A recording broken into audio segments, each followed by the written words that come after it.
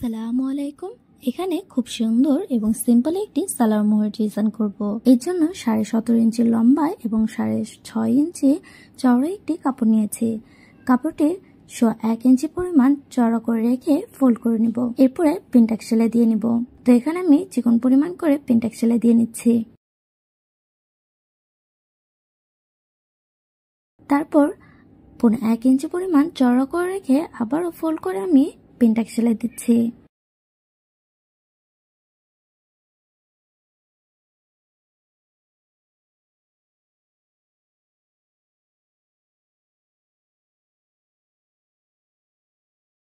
তো সেম পরিমাণ গ্যাপ রেখে আমি বাকি কাপড়টিকে পিনটাক সেলাই দিয়ে নিচ্ছি।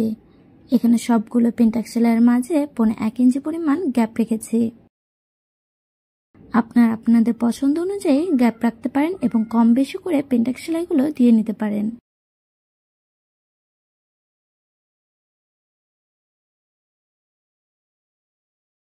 তো এখানে আমি 4টি পিনটাক সেলাই দিয়ে নিয়েছি। এরপর কাপড়টিকে ইস্ত্রি করে নিয়েছি। এখন এখানে অ্যাশ কালার একটি কাপড়কে 2 ভাঁজ করে ইস্ত্রি করে নিয়েছি। কাপড়টি 1.5 ইঞ্চি চওড়া রয়েছে। কালো কাপড়টির উপরে অ্যাশ কালার কাপড়টি বন্ধ দিকটি উপর দিকে রেখে মানে পিনটাক্সের অংশের দিকে রেখে এই সাইড দিয়ে সেলাই করে নিব। তো এখানে 1/2 ইঞ্চির চাইতে কম পরিমাণ চওড়া করে রেখে এই কাপড়টি সেলাই করছি।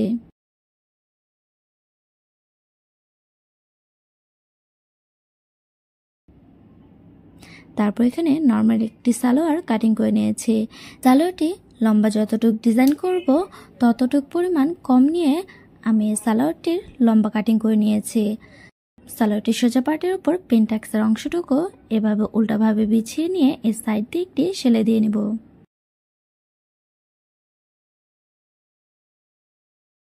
তারপর দেখুন এক্সট্রা কাপড়টি উপরের দিকে রেখে সালোয়ারটির উপরে একটি চাপ সেলাই দিয়ে নিচ্ছি।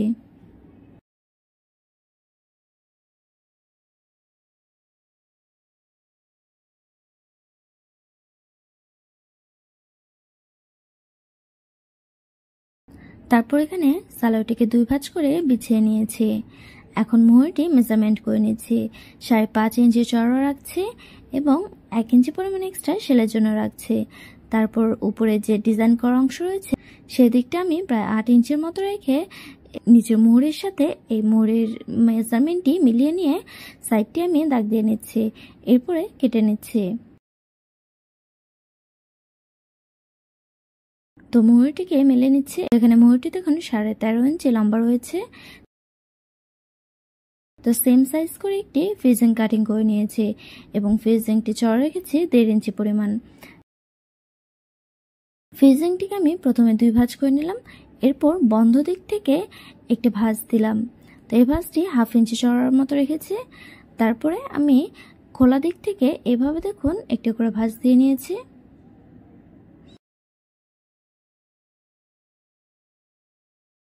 তো এখানে মোট 5টি ভাঁজ হলো।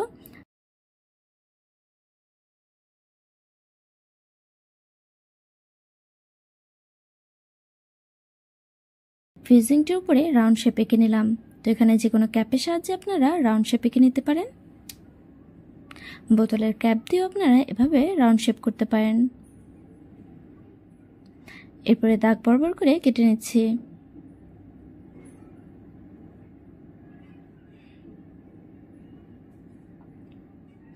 দেখুন বন্ধ দিকটা একটু কম কাটিং মনে হচ্ছে, এর জন্য এখান দিয়ে আর একটু কাটিং করে নিলাম। তো আপনারা এভাবে কাটিং করার সময় যদি দেখেন কোনো দিকটা কম লাগছে তাহলে কিন্তু আমার মতো এভাবে কাটিং করে নিতে পারেন। তারপর ফিজিংটি একটি কাপড়ে স্টিক করে নিয়েছি। ফিজিংটি সোজা দিকে কিন্তু কোনো কাপড় এক্সট্রা রাখেনি, শুধুমাত্র উপরের রাউন্ড অংশে 1/2 ইঞ্চির মতো এক্সট্রা কাপড় রেখেছি। তো ফিজিং এর কাপড়টি থেকে 1/2 ইঞ্চি এক্সট্রা করে আরেকটি কাপড় নিয়েছি। এই কাপড়টির উপর ফিজিংটিকে উল্টাভাবে রেখে ফিজিং এর সাইড দিয়ে সেলাই করে নিব। আর অবশ্যই খেয়াল করে আপনারা কাটওয়ার্কের সেলাইটি দেওয়ার সময় সবচাইতে ছোট যে সেলাই রয়েছে সেই সেলাইটি দিবেন, তাহলে কিন্তু কাটওয়ার্কের সেলাইয়ের ফিনিশিং ভালো থাকে।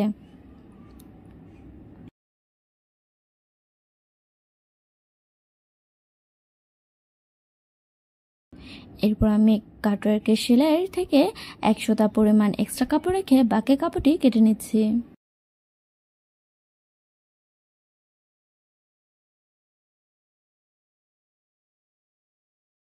তারপর আমি দেখুন এই কর্নারগুলো কাট দিয়ে নিচ্ছি। আর কর্নারগুলো কাট দেওয়ার সময় অবশ্যই খেয়াল রাখবেন যাতে সেলাইটা না কাটে। তো এখানে আমি 1.5 ইঞ্চি চওড়া একটি অ্যাশ কালার কাপড় নিয়েছি। কাপড়টিকে দেখুন এই যে ফিজিংটির সোজা পার্টের উপর রেখে এভাবে সাইডটি দিয়ে সেলাই করে নিচ্ছি। তো আপনারা কাটওয়ার্কের সেলাইটি দেওয়ার আগে এই পাইপিংয়ের কাপড়টি সেলাই করে নেবেন।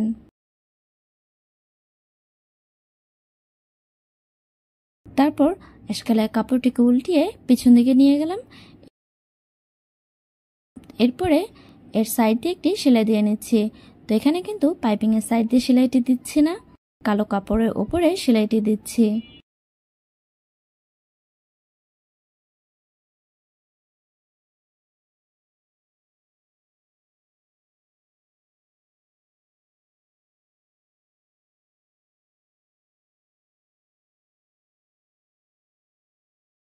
উপরের এক্সট্রা কাপড়টা কেটে নিচ্ছি।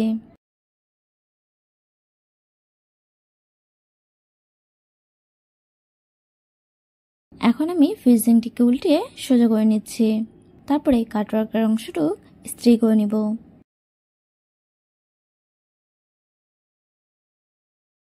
তো যে দেখুন আমি ইস্ত্রি করে নিয়েছি।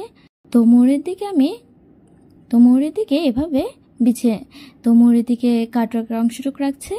সালোয়ারটিকে আমি উল্টাভাবে বিছিয়ে নিয়েছি এবং ফিজিংয়ের অংশটুক মানে কাটওয়ার্কের অংশটুক সোজাভাবে রাখছি। এরপর এই সাইড দিয়ে সেলাই করে নিব।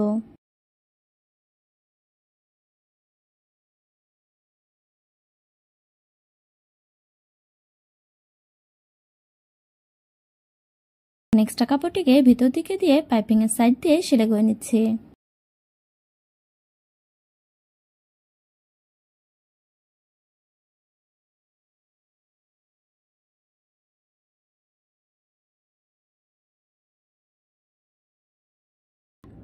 সালোয়ারটি ধোয়ার পরও যাতে এই পাইপিংয়ের কাপড়টি ভালো থাকে তাই আমি এখান দিয়ে এই ফেব্রিক গ্লুটি লাগিয়ে নিচ্ছি।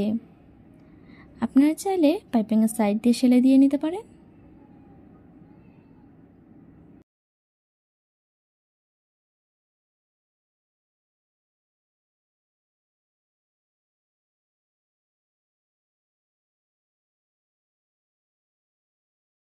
তো এই যে দেখুন সালোয়ার মোড়টা আমি ইস্ত্রি করে নিয়েছি।